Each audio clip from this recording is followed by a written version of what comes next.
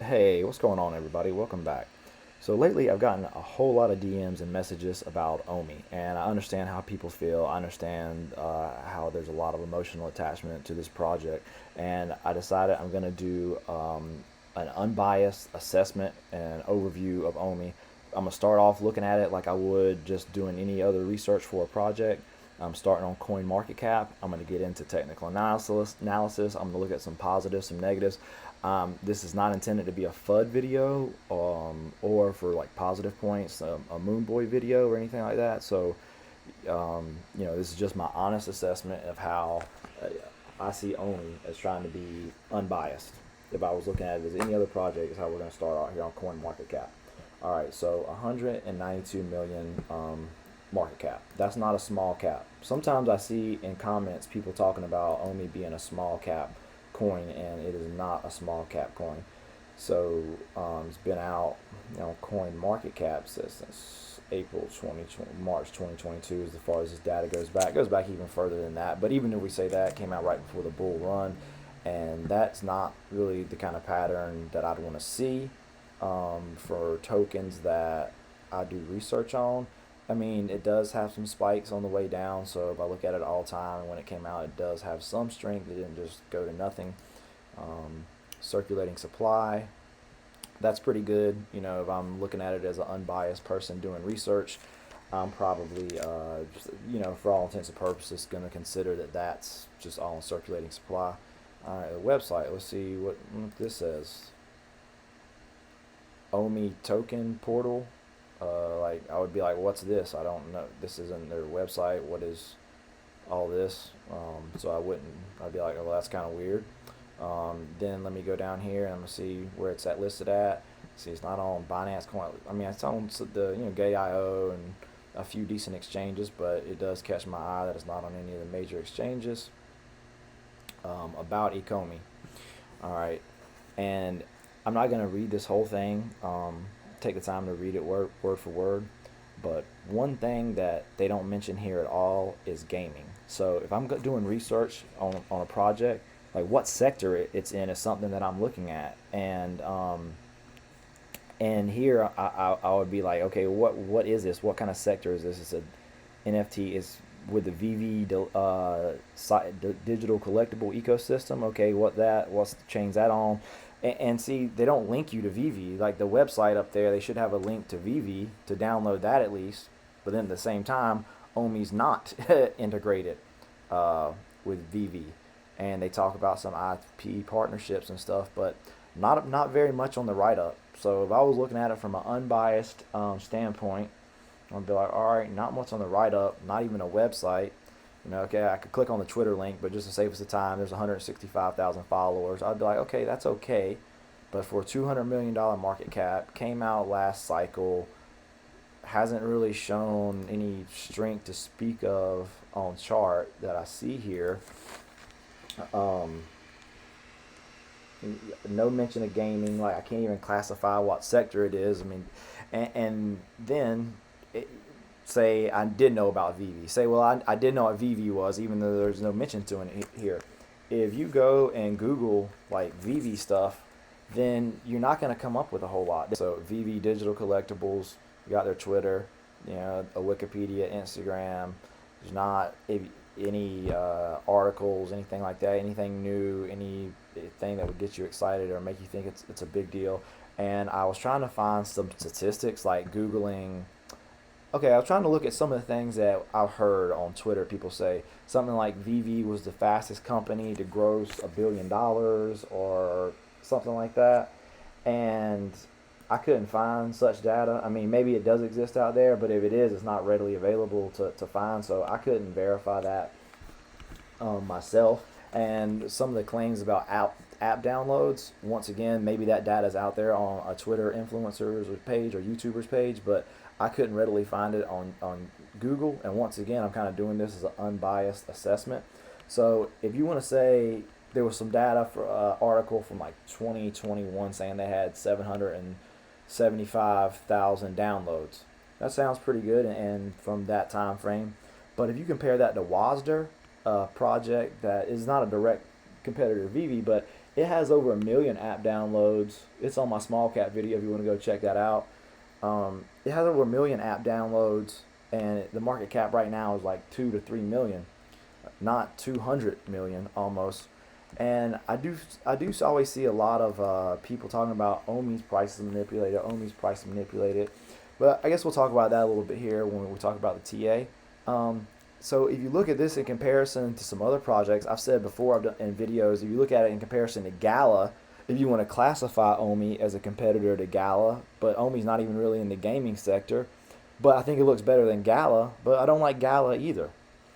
So these are some of my initial thoughts on Omi, and why. So why does it matter when I'm talking about the market cap and times it's been out and stuff like that? Well, for one, I know the crypto market, and I know things that have the biggest gains its first cycle, and I know the things that make projects that have been out for a while pump. And it's not when I make trades on chart and looking at risk reward, I look at the market cap. But when I'm assessing projects, I absolutely look at the market cap. And there's a term called optionality.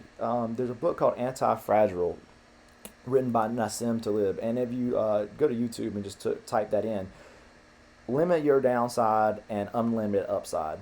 And this concept right here is why I like small caps a lot. And you can go here and watch any of these videos. This guy, he explains it pretty easily in just a couple of minutes. But you're limiting your downside, and you want to have a great upside. Now that sounds obvious, but that psychology right there is why traders like trading ranges, and why the markets stay in trading ranges a long time, because they want to buy at the bottom of trading ranges and sell at the top. They want their risk to be small, and if you're already entering where prices is a good chance it's going to turn around anyway, then your stop is closer, your risk is smaller, and your potential gain is bigger. And it's that same concept. And with small caps, I spread them out. I have money in over 40 small caps, because you don't know which ones exactly are going to hit 100x's, but they give you the best optionality. If I put $100 in Rozon, ROSX, and even if it doesn't do much or it goes to zero, then fine. But if it 100x, then great. But I don't think that I'm smart enough to catch every 100x. And if anybody who's watched my small cap video knows I do a ton of research on these projects and things like that. And I'm not smart enough to think I'm going to catch all the best ones, because there's going to be things out there that go to the moon that have absolutely no fundamentals at all. This is crypto, and you just have to understand that. And I don't like the optionality that Omi gives me. Like at this point in the video, I'm talking about it as just an unbiased market researcher. I don't like the optionality that Omi gives me at the market cap with a potential downside, what I'm seeing on chart, all these things considered at this point. I'm not really impressed at this point. So we're going to get back to the fundamentals in a little bit, but right now I'm going to look at the technical analysis. This is what I'm best at, and this is what I get the most messages and people asking me about. Do you think Omi is going to return to all-time highs? That's what most people ask me. Sometimes they say, do you think I'm better off selling it and getting into something else? But mostly I get the all-time high question. And I think what they really are thinking to themselves is, well, if it goes back to all-time highs, then that's still a massive gain from here. That's still a really good gain.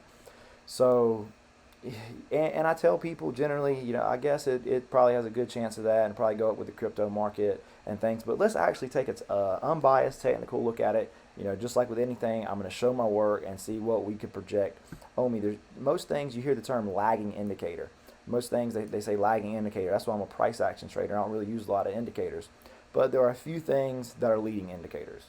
And one thing that is a leading indicator that I use a lot is called measured moves. And that's like measurements off patterns and ranges and things like that. And anybody can see big falling wedge on the weekly. That's been coming for a mile away. So you take the top of the range to the bottom, and then you measure that from when it breaks out. And let's see where this range breakout would point to. Okay, so that's a nice move up. Pretty nice move up. So 0047. That number actually sounds kind of familiar to me. If we go over to the left, Look, that's right where this wick is. That's like going right up to a level of rejection, or that you're going to start getting resistance. I do think if it takes this high out, this high is not very. This high is a little bit weak, and that if it takes this high out, it could, it could keep going up for a while to this level. But here's the thing: that level is strong. 0.004648 around there, and people used to think that was a deal for Omi. People used to think that that was a good price, and if this is the main bullish pattern you have going on here, I mean, that is a bullish pattern, but look, the measured move slams right up to an area of resistance, which doesn't mean that it has to stop there, but that's not something that that I would love to see looking at it. And then I see it's like it's trying to form this head and shoulders, this bullish head and shoulders. So this can be a good time to buy when it's forming that other shoulder. But just like with anything in trading, it's a trade-off between risk, reward, and probability. And the sooner you get into something, you'll have a better chance to make money. But it's also the probability can be lower. So this could be the right side of a bullish head and shoulders, but it also could come up and slam into this area here that is having trouble getting past. That's now strong resistance. So I would, as a neutral investor, I'd almost be like, well, it's not moving with the market. What if this is a range and it comes back, slams here, and this is like the range that's going to form, and then maybe just channel down and die off. So, I don't think that's going to happen. I think that's a lesser possibility, but this is a strong level here, and the fact that it broke out strong candle, immediately sold off. Then you'd hope maybe it's retesting some of these EMAs and going up, and nope, a sell-off. And I had posted on Twitter when that daily close happened that it was probably not going to be good, that the price action that to follow probably was not going to be very good. So when I talk about leading indicators, there's not very many what's called leading indicators you can point to. This is called a Fibonacci extension, and this is how you use it. And it's something that can be used as a leading indicator to see what Fibonacci extension levels it goes to. So you got the 618 that's actually confluence with that resistance level. That's a popular level people look to. The 5.5, you could even say that's confluence, but it's still, they still both kind of point there. Now the all-time high, that's confluence with the 1.618 level. So that's one thing that's pointing to an all-time high, and it's pointing right at the all-time high. How much stock should you put in a Fibonacci extension? Well, I don't know. That's up to you. It's a tool. I'll say this. There's only a few tools that you can use for leading indicators, and it is one of them. But there was also confluence with it at the same level here with that resistance. So pivot points are another leading indicator. And look, this is so far, and this is on the weekly, this is so far below the pivot, but it's below the R1 pivot, which is a little bit over 5.6, so you could expect that to possibly carry some weight and some resistance as well.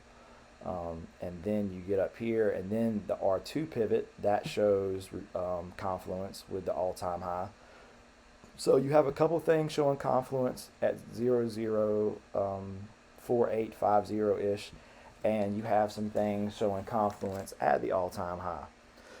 So what I would potentially draw from that, what you can look at as leading indicators, is that there's a decent chance that could be its high for the market, that that if it breaks out, assuming that everything goes good with crypto, we have a bull market, that it's going to go up and hit around that level of 0.04850-ish, or if it breaks that, then it probably goes up to the all-time highs.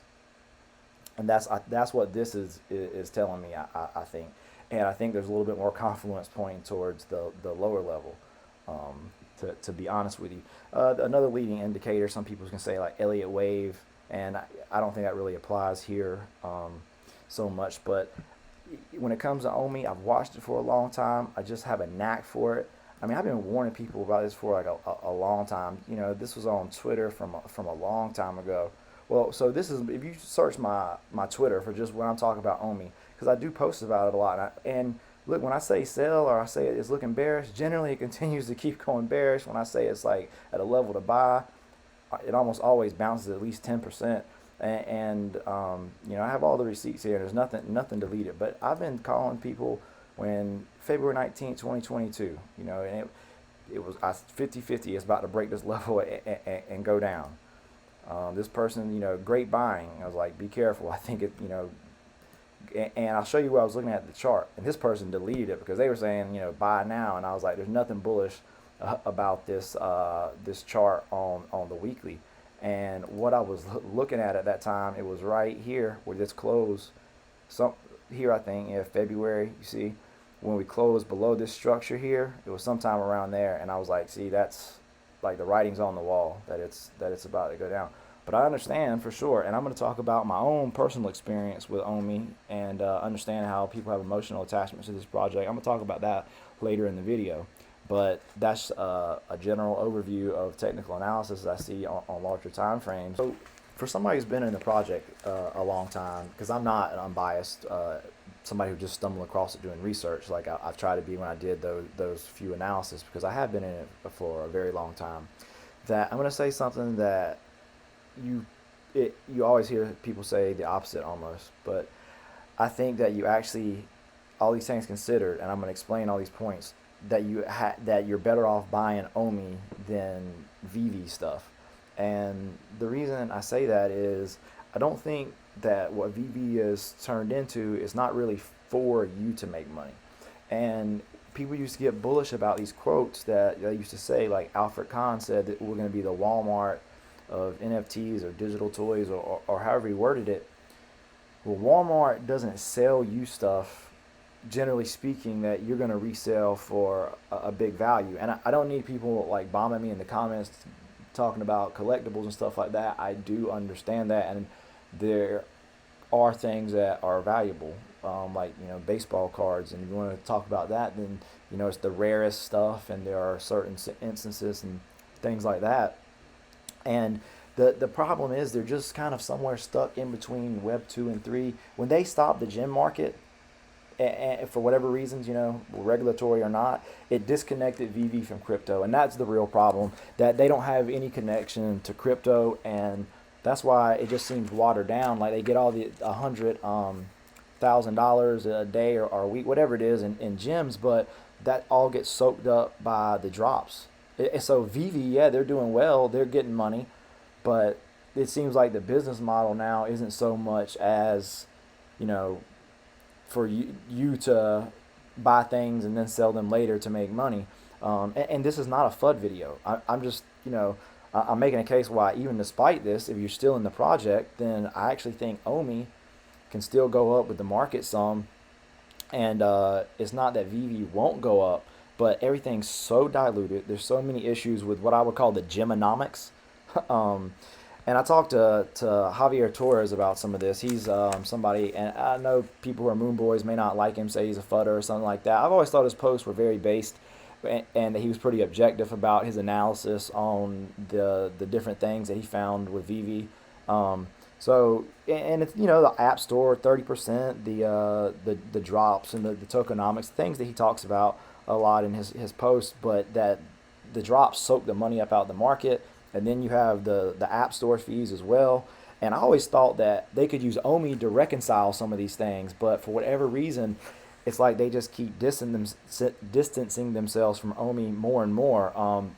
And I'm going to get to some negatives with Omi in a second and some positives, but I'm just saying all these things considered that, you know, Veve seems to not be quite what it was when we first started into it. And at least crypto stuff can get reasonable gains, even things that have no fundamentals at all, and just kind of go up naturally with the market. So that's why some of the reasons why I actually think you're better off with Omi than Veve right now. The positives with Omi. Well, first and foremost, they have the IP that's backed with Veve. Even say that Omi's not connected to Veve right now, it's the closest crypto that is connected to it. And you could look at 200 million as well. That's not a huge market cap for something that has that behind it. So that's one. It's obviously the IP that people are excited about with it, and then that the token could be used with the app that controls all these things. But the fact that it's just not still, it is concerning. But I'm talking about the positives here. And then, you'd really like to see some kind of write-up about gaming, even like future gaming, and whatever happened to the gaming, like the Epico Regal game with the marbles that was supposed to come out. That seemed like there was so much evidence for that to come out, and whatever happened to it. And I think some people are upset recently about the Veve first news, but I mean, I think that's kind of what you should have expected, that it'd be kind of an apartment type thing. I remember watching a video from Asian Dan a long time ago when he was talking about to have all those things connected like that in some kind of metaverse world takes years of tech and development and things. So, and you kind of assumed Veve had the management and team and funds to pull that off, but you just have not seen that kind of development in the bear market. At least I haven't seen it. But anyway, the fact that those things still could happen, and that's what keeps everybody hooked to it, I think, is because they don't want to let go, and then, it's going to blow up from Disney's going to use it or something crazy like that. Maybe exchange pumped because it's not listed on any big exchanges, that when it does get listed on some that could cause pumps during the bull market. But it's also equally as concerning that it's not listed on any, because after being out this long, like why wouldn't it be? And some of the negatives, I've been kind of talking about some of the negatives while talking about the positives, but I think there is concern that the team, they're not going to use Omi. They're almost trying to distance themselves from it. Veve kind of turned into something that it wasn't originally intended, and they kind of changed course. And like I said, I'm not trying to spread FUD, but this is a legitimate thing to look at. That and I assuming this isn't a fake screenshot, that David, you had posted his wallet address, and that if you look up that wallet address, these transactions coincide with Omi news, and it's selling the Omi. And one thing I've defended Omi a lot about on Twitter and publicly, people are always saying manipulation. And when you point to a project this size, it's not as easy to manipulate. Even like people think, I think it's because people are emotional and they always want to blame it on manipulation. Like, that's why it's not doing better. It's manipulation. It's those damn whales. It's manipulation. And there's a lot of FUD about reselling. I don't want to call it FUD, but Reese, I think you pretty much caught red-handed trying to pump the token and then dump it on the community. But then you look at how much Reese had, and I was like, well, that's not really enough. I mean, he was benefiting himself, but that's not enough to seriously dump the price. But everyone always said David Yu had 60 billion tokens. So I don't know, with David Yu, he has enough to control it and bump it. And I'm certainly not accusing David Yu of doing that, but if this wallet address that he had posted before, he's at least connected to in some way, and that's selling pumps, then and it's not that they're dumping it in the sell the market. And if they distance themselves from Omi and they don't want to be involved with it anymore, then they're not going to announce that necessarily. I mean, they don't want to dump it and just make it worthless.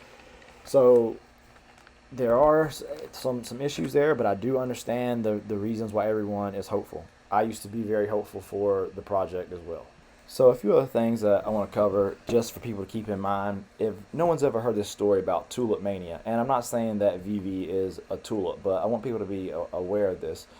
So it's about a story in Europe back in the 1700s, something like that, and it refers to metaphorically to refer to any large economic bubble when the asset prices deviate from the intrinsic values. And basically what it happened here was that it became a high class thing to have these tulips. When I say tulips, I'm just talking about this flower.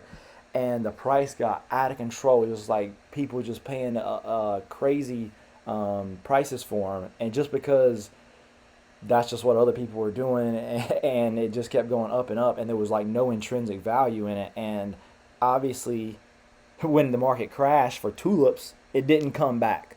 So that's kind of the point with the tulip story, that sometimes things are, there's just one bubble that just goes up and doesn't come back. And that's not that Veve or Omi could be those things. But that's why when you put like everything in one, I wouldn't recommend. I mean, none of this is financial advice. Do whatever you want to do, but to ever put anything in one project, no matter how promising it is, because I've mentioned this project sometimes in videos when talking about Omi. It's called Dragon Chain. So if anyone's not familiar with Dragon Chain, it's a market cap of 3 million. That looks pretty good, right? It's been out since December 2017. Oh, this is like the definition of what a dead project looks like. Well, let's see what is Dragon Chain. Why are you even talking? And here's another thing: not very many exchanges. But when you read about Dragon Chain, you're like, how is this not a top 5 project? Look, it's developed inside the Walt Disney Company. It was like the fastest chain. It set some kind of record for being the fastest chain, and it could do all these different languages. It was interoperable with other chains, and this was several years ago. Look right here. It says the digital health policies, the public health solution, COVID-19. It got some kind of contract with COVID even. How, with all these things going on, I don't see exactly where it said it set that record for most blockchain transactions in a certain period of time. But it says it in here and talks about the interoperability and scalability and all these things. And you look at it like, how is this thing not, like, to this day, a top 10 project in crypto? And it's just not. It just didn't take off. It didn't materialize for whatever reason. I was actually saw on Twitter the other day they were doing a Spaces and there was 4 people on it. That's why I say the time of project's been out matters, because if it's got a low market cap and it's been out this long, then it's probably not going to bounce back. It's just a dead project. And once again, I'm not saying that these Veve and Omi are dead projects, but no matter how promising something looks, sometimes this happens. And I still see a couple people on Twitter that post about Dragon Chain and how it's still going to come back and stuff. And so this is another project. I mean, it just went up today 8%. RFOX, and I had liked it a little bit earlier on before newer projects started to come out. It's like a gaming metaverse type project with a lower market cap, but it's not making gains like the other ones. I mean, it did today just now, not the best example, but if you compare it to other ones in the gaming sector that it's up against, it's not very good. And I had kind of done a similar assessment on this and just felt it wasn't as viable of a project anymore. And I had just like I have a little bit in a lot of small caps, I had just a very small amount in this. But that's why when I did the top 20, the top 15 and 5 honorable mention, this wasn't on there for some of these same metrics that I'm looking at. Another example of a promising project, I actually lost some money in this project. It was so promising. It was called ACE. It was a gambling website. It was an actual website, functional website. You go to it, you could gamble all kinds of different ways, and the market cap was in like the hundreds of thousands. And if you compared their website to other crypto gambling websites, their website was superior. I don't think it was, in my opinion, it was superior. And they had all kinds of, they had 24/7 support. They were supposed to be coming out with poker, and you used their token for poker, and the token had utility on the site. It was deflationary. For a while they had where you could stake it, and they gave you BUSD for staking rewards. And they had this game that I never saw on another platform. It was like this rocket, and you had to, it's hard to explain, but it was a very catchy game. And I saw somebody in public playing that one day at the mall, and I was like, damn, this thing's gonna really catch on. But it actually even rugged. It never caught on, and it even rugged during the bear market. So you just have to be careful with falling in love with something, no matter how promising it looks. And I know there's a lot of what ifs with Omi, and what if this and what if that. But after all the pain, you're like, what if mass adoption? But when you say with mass adoption, what are you talking about? With Veve, or are you talking about with crypto? Because Veve is not really trying to do the Web3 thing for that kind of mass adoption. So the adoption that they're looking at is already kind of here. But after so much pain, to bank on a lot of what ifs what if this, what if that, because even when I was saying the positives, almost all of them are based on what ifs, and this is an older project now at this point in crypto terms. If you could buy stock in Veve, then I think it would be something good to buy stock in, because yeah, you know, sometimes, and this isn't meant to be like a FUD statement, but sometimes it's easier to fool someone than to convince someone they've been fooled. And what that means is like they don't want to admit that they were wrong about something, so they're just going to stay with it till the end because they don't want to admit they were wrong from the time they invested in the project. And there's actually there's a concept of investing that's called, I can't remember the concept, where it's so hard to let go of losers or things that have been losing for you. And this is my honest assessment. If I was looking at Omi as an unobjective investor doing the kind of research that I do on projects, I would be a buyer at a $30 to $50 million market cap. Maybe up to 80 million because of the IP and potential that's behind it. That's what I would assess it as, the value of the market cap of it, not 200 million, and that's in the current state that it's in.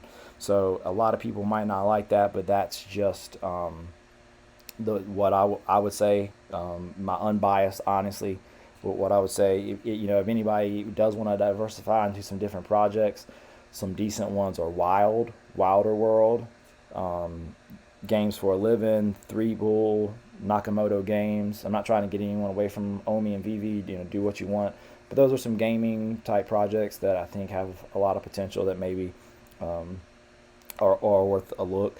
And my experience, I understand because I believe so much in this project too. And I did sell some, when I was talking about over here, but I didn't sell all of it because I couldn't. I was just emotionally attached to it. I was like, I'm always going to hold it because as long as it's going to be a good project and sustainable and pop in the future, then as long as I hold this, I'll always have this. And I think that's the way a lot of people feel about it. But this is crypto, not stock. And that's what I said. If you could buy stock in it, then you're probably right. But you can't buy stock in it. And crypto doesn't work like stock. So in crypto, it doesn't always work if you hold it for long enough that you're going to make money. That is the case many times in crypto, and it's a thing of timing when you buy and stuff. So anyway, these are my unbiased, honestly trying to be unbiased thoughts on me, because I've been somebody who's been in the project for a very long time, and I understand how people feel about it and the emotional attachments.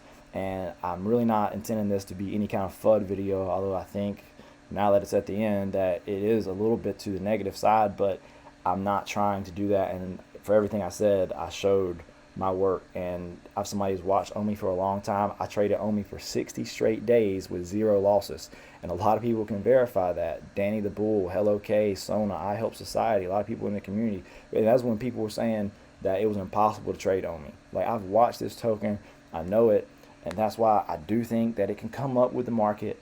But ultimately, and this is what I've been telling people, ultimately I think your money is better at least diversifying into other projects and not putting all your eggs in the Omi basket, no matter how promising you think it is. So thanks for everybody who's tuning in to the end, and see you guys next video. Later.